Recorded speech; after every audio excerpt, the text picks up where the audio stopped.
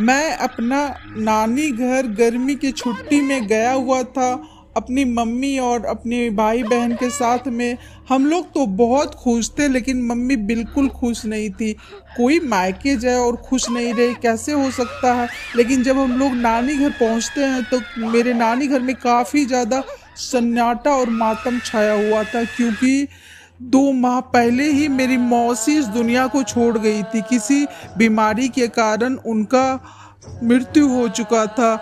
अब मेरी नानी अकेली बहुत ही दुखी रहा करती थी। तभी रात को हम लोग छत पे सोने का प्रोग्राम बना रहे थे। नानी आके हमें डांटती और कहती है बिल्कुल नहीं, छत पे कोई नहीं सोएगा, सब नीचे में दरवाज़ा बंद करके एक साथ सोएगा।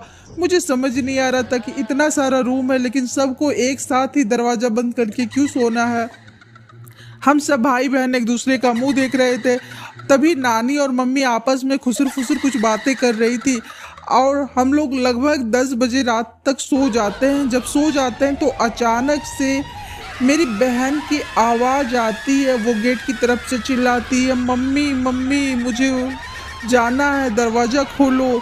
मेरी मम्मी उठती है और सोचती है कि लगता है उसे वॉशरूम वगैरह जाना होगा। वो जब उठ के दरवाज़ा खोलती है तो देखती है कुछ नहीं है वहाँ पे। फिर आके सो जाती है। फिर तभी आवाज़ आता है, मम्मी मम्मी मुझे अंदर जाना है, दरवाज़ा खोलो।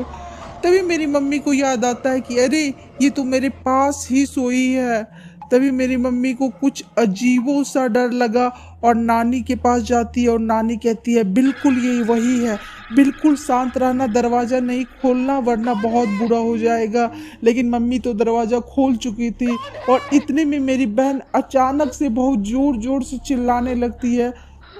रात का 2 बज चुका था। सब लोग सुबह होने का इंतज़ार कर रहे थे। तभी पूरा गाँव वाला जमा हो चुका था एक जगह चौराहे पर और सबके मुँह से एक ही बात निकल रही थी कि अरे रात में वो फिर आई थी।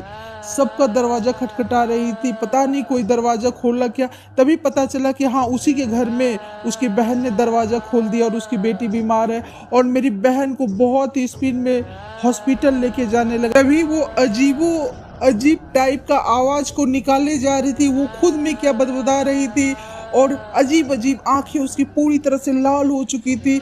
वहां जब जाता है तो डॉक्टर बहुत सारा दवाई देता है लेकिन मेरी माँ मेरी बहन को लेके वापस मेरा घर चली आती है। लेकिन फिर भी मेरी बहन में कोई सुधार नहीं थी। तब तांत्रिक को बुलाया जाता है। तांत्रिक जब एक रूम में बंद करके हवन करता है और उसे झाड़ने लगता है, तभी मेरी आंख एक ऐसे आदमी पर पड़ता है, ऐसी परछाई पर जो बहुत लंबी थी और दौड़ते हुए दरवाजा के बाहर जाती है।